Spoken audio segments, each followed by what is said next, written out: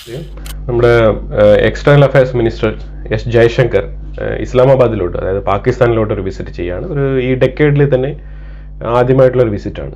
കഴിഞ്ഞ 10 വർഷത്തെ കാലത്തിനിടയ്ക്ക് ആദ്യത്തെ വിസിറ്റാണ് ഇന്ത്യയിൽ നിന്ന് പാകിസ്ഥാനിലോട്ട് ഒരു എക്സ്റ്റേണൽ മിനിസ്റ്റർ പോകുന്നത്. നമുക്കറിയാം, അങ്ങനെ പാകിസ്ഥാനുമായിട്ട് അത്ര വലിയ റിലേഷൻഷിപ്പിലല്ല ഇന്ത്യ മുന്നോട്ട് പോയിക്കൊണ്ടിരിക്കുന്നത്. അപ്പോൾ ഇത് പാകിസ്ഥാനും ഇന്ത്യയുമായിട്ടുള്ള റിലേഷൻഷിപ്പ് മെച്ചപ്പെടുത്താനോ അല്ലെങ്കിൽ വ്യാപാര ബന്ധത്തിനോ അല്ലെങ്കിൽ വേറെ വല്ല ഡിപ്ലോമാറ്റിക് ടോക്സിനോ ഒന്നും അല്ല പോകുന്നത്. SCO കോർപ്പറേഷൻ, അതായത് ഷാങ്ഹായ് കോർപ്പറേഷൻ ഓഫ്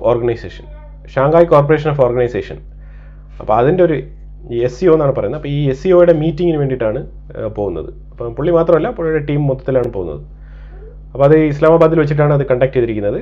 ഇത്തവണത്തെ ഷാങ്ഹായ് കോർപ്പറേഷൻ ഓർഗനൈസേഷൻ്റെ മീറ്റിങ്ങിൻ്റെ ഹെഡ് എന്ന് പറയുന്നത്, ഹെഡ് ഓഫ് ദ നേഷൻ എന്ന് പറയുന്നത് പാകിസ്ഥാനാണ്. അപ്പോൾ കഴിഞ്ഞ ഓഗസ്റ്റിൽ അവർ നമുക്ക് ഇൻവിറ്റേഷൻ അയച്ചിട്ടുണ്ട്. അത് ഇന്ത്യൻ ഹൈക്കമ്മീഷണർ അക്സെപ്റ്റ് ചെയ്തിട്ടുണ്ട്.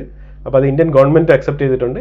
അതുകൊണ്ടാണ് പാർട്ടിസിപ്പേറ്റ് ചെയ്യാമെന്നുള്ള സമ്മതം നമ്മൾ അറിയിച്ചിട്ടുണ്ട്. കഴിഞ്ഞ മാർച്ചിൽ, അതായത് 2023 ഇത് ഇന്ത്യയിൽ വെച്ചാണ് നടന്നത്. അപ്പോൾ ഇന്ത്യയായിരുന്നു അതിൻ്റെ ഹെഡ്. അപ്പോൾ ഗോവയിൽ വെച്ചായിരുന്നു അതിൻ്റെ മീറ്റിംഗ്, പിന്നെ ആ ഒരു കോർപ്പറേഷൻ്റെ ഷാങ്ഹായ് കോർപ്പറേഷൻ മീറ്റിംഗ് ഓർഗനൈസ് ചെയ്തിരുന്നത്. അപ്പോൾ ഇന്ത്യയിൽ ഗോവയിൽ അന്നത്തെ പാകിസ്ഥാൻ ഫോറിൻ മിനിസ്റ്റർ ബിലാവൽ ഭൂട്ടോ സർദാരി പുള്ളി പിന്നെ പങ്കെടുക്കുകയുണ്ടായി. അപ്പോൾ അത് ഏതാണ്ട് 6 വർഷത്തിനിടെ ഇന്ത്യ വിസിറ്റ് ചെയ്യുന്ന ഒരു പാക് മന്ത്രി എന്ന് വേണമെങ്കിൽ നമുക്ക് വിശേഷിപ്പിക്കാം. ആ രീതിയിലായിരുന്നു പുള്ളി വിസിറ്റ് ചെയ്ത് പോയത്. പിന്നെ അതിനുശേഷം നമുക്ക് പാകിസ്ഥാനുമായിട്ട് വലിയ ബന്ധങ്ങളൊന്നും ഉണ്ടായിട്ടില്ല. പിന്നെ കഴിഞ്ഞ ഈ UNG മീറ്റിങ്ങിനൊക്കെ ശേഷം ഇന്ത്യയുമായിട്ടുള്ള ട്രേഡിനെ കുറിച്ച് അവിടുത്തെ പാകിസ്ഥാൻ ഇൻസൈഡിൽ നിന്ന് അവിടുത്തെ ചില പൊളിറ്റിക്കൽ സറൗണ്ടിങ്ങിൽ ടോക്കിംഗ് വന്നിട്ടുണ്ടായിരുന്നു. അവിടുത്തെ മീഡിയാസിലൊക്കെ ഉണ്ടായിരുന്നു. ദാവ് എന്ന് പറഞ്ഞ ന്യൂസിലൊക്കെ പബ്ലിഷ് ചെയ്തിട്ടായിരുന്നു. അതായത് ഇന്ത്യയുമായിട്ടുള്ള ട്രേഡിന് തുടക്കമിടണം എന്നുള്ള ഒരു ചർച്ചയെക്കുറിച്ചൊക്കെ അവർക്ക് താല്പര്യമുണ്ട്, ഇന്ത്യയുമായിട്ട് ട്രേഡിങ്. പക്ഷേ ഇന്ത്യ ധാരാളം കടം കൊടുക്കുമല്ലോ, ലൈൻ ഓഫ് ക്രെഡിറ്റ് ഒരുപാട് കൺട്രീസിന് കൊടുക്കുന്നുണ്ട്. അപ്പം അവർക്കും ലൈൻ ഓഫ് ക്രെഡിറ്റ് മേടിച്ച് ബെനിഫിറ്റ് നേടാവുന്ന കാര്യം ഉണ്ടായിരുന്നുള്ളൂ. പക്ഷേ നമ്മളോട് കാണിച്ച ഈ ഒരു ഇരട്ടത്താപ്പും അവർ തുടർച്ചയായി നടത്തിക്കൊണ്ടിരിക്കുന്ന ഈ ക്രോസ് ബോർഡർ ടെററിസം, ഇതൊക്കെ തന്നെയാണ് അവരെ ഈ ഒരു അവസ്ഥയിൽ കൊണ്ട് എത്തിച്ചത്.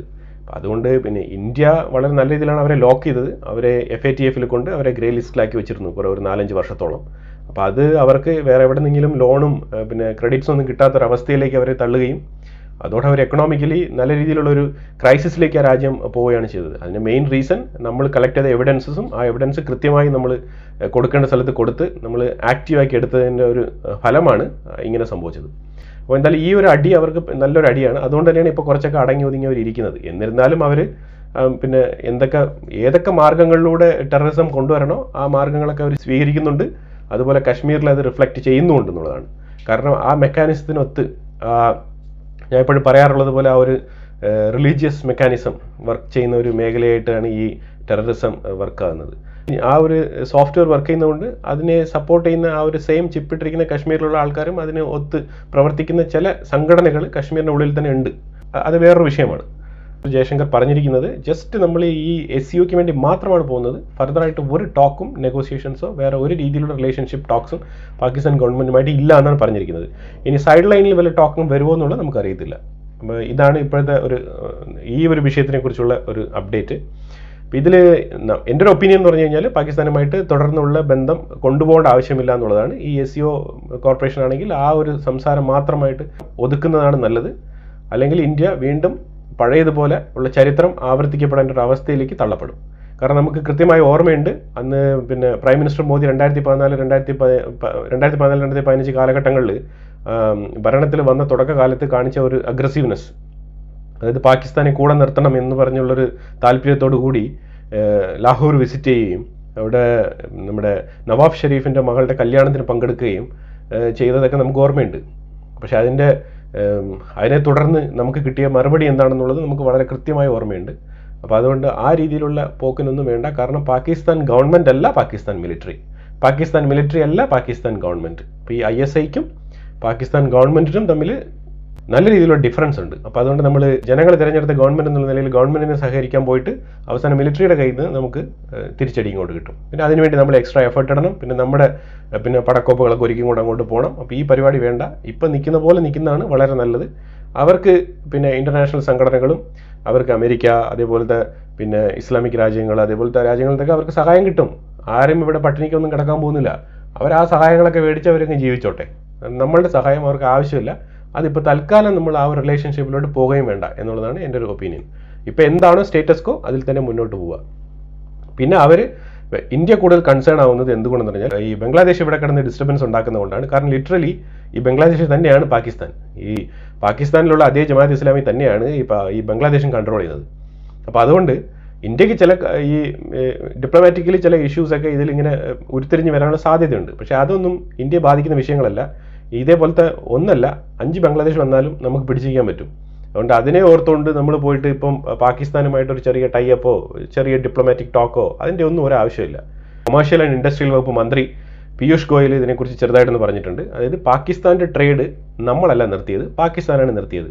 പുള്ളിയാണ് ഇതിനെക്കുറിച്ച് പരാമർശിച്ചത്. ഈ ഒരു പിന്നെ നരേന്ദ്രമോദി നല്ലൊരു റിലേഷൻഷിപ്പിന് ഗുഡ് റിലേഷൻഷിപ്പ് മെയിൻറ്റെയിൻ ചെയ്യാൻ വേണ്ടി നവാബ് ഷെരീഫിൻ്റെ മോളുടെ കല്യാണത്തിന് പോയതും അതിനുശേഷം അവർ തുടർന്ന് ഇങ്ങോട്ട് ചെയ്ത അറ്റാക്കും കാര്യങ്ങളൊക്കെ എടുത്ത് ഊന്നി പറഞ്ഞുകൊണ്ടാണ് പുള്ളി പറഞ്ഞത് നമ്മളല്ല പാകിസ്ഥാനുമായിട്ടുള്ള ട്രേഡ് നിർത്തിയത്, പാകിസ്ഥാൻ തന്നെയാണ് ട്രേഡ് നിർത്തിയത്. പിന്നെ അതിനെക്കുറിച്ച് സംസാരിക്കേണ്ടതും അതിന് തുടക്കമിടേണ്ടതും പാകിസ്ഥാനാണ്, മറിച്ച് ഇന്ത്യയല്ല.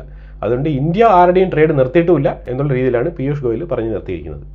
ഇനി ഇതിന് 2 ആഴ്ചയ്ക്ക് മുമ്പേ പിന്നെ കശ്മീരിൻ്റെ പ്രചാരണത്തിനിടയിൽ ഡിഫൻസ് മിനിസ്റ്റർ രാജ്നാഥ് സിംഗ് എന്ന് പറഞ്ഞിട്ടുണ്ടായിരുന്നത് നിങ്ങൾക്ക് IMF ഇന്ത്യയുമായിട്ടുള്ള പിന്നെ ഇന്ത്യയുമായിട്ട് നല്ല അതായത് ഇന്ത്യ എടുത്ത് ചോദിച്ചു കഴിഞ്ഞാൽ നിങ്ങൾ IMFൽ പോകുന്നതിനേക്കാളും ഇരട്ടി പൈസ ഇന്ത്യ നിങ്ങൾക്ക് തരും ലൈൻ ഓഫ് ക്രെഡിറ്റ് ആയിട്ട്.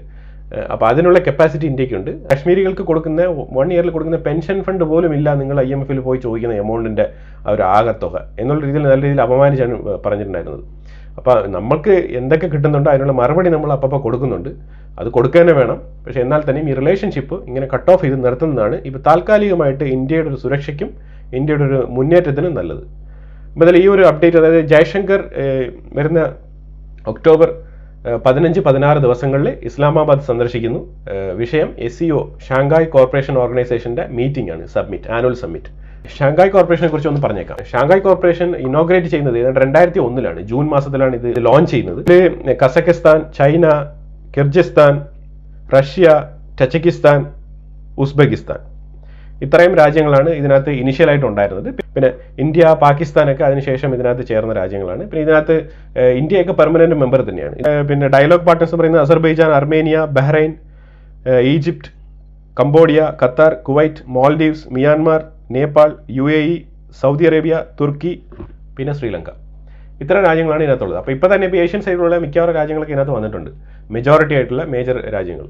അപ്പോൾ ഇതാണ് ഈ ഒരു കൂട്ടായ്മ. ഇത് വർഷം ഇതിൻ്റെ ആനുവൽ സബ്മിറ്റ് നടക്കും, ഓരോ രാജ്യങ്ങളായിട്ടാണ് നടക്കുന്നത്. അപ്പോൾ ഈ വർഷം നടക്കുന്നത് പാകിസ്ഥാനിൽ വെച്ചിട്ട് ഇസ്ലാമാബാദിലാണ്. അപ്പോൾ അതിന് വേണ്ടിയിട്ടാണ് നമ്മുടെ external minister Jaishankar and team ഇസ്ലാമാബാദിലേക്ക് പോകുന്നത്. തുടർന്ന് വീഡിയോ കാണുക, ചാനൽ സബ്സ്ക്രൈബ് ചെയ്യുക. Thank you so much.